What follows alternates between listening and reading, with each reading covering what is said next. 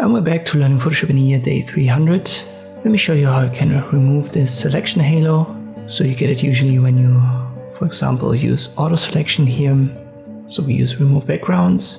By the way, I've copied the original using Ctrl J.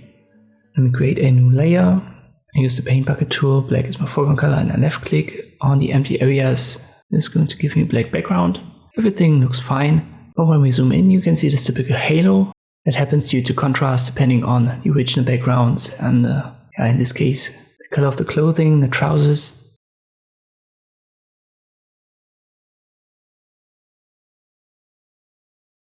And you can actually use the smudge tool to get rid of it. Just set the strength to 50%.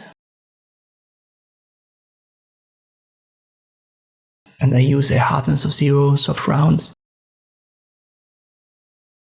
But make sure that you are on the layer mask, so not the layer, right here on the layer mask. Left click on it. When it's highlighted, you can set your size for the brush. Let me start with like 30 and then just go over the halo. And you can see this kind of blends it a little bit better, and it's an easy way to remove this halo.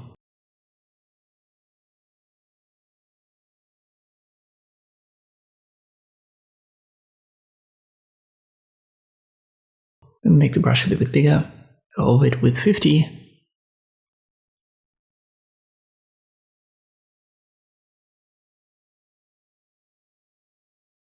So it improves your selections quite a lot.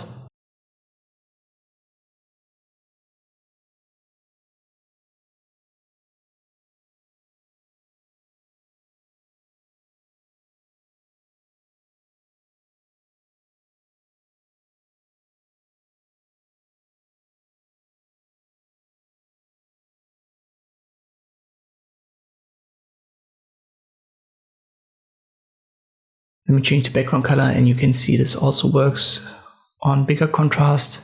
So let me make that, for example, red, and it kind of looks good. So that would be one way to use the smudge tool, so one real life use case, and it makes your life easier with these nasty halos. Hope this video was helpful, thank you for watching, and I'll see you next time.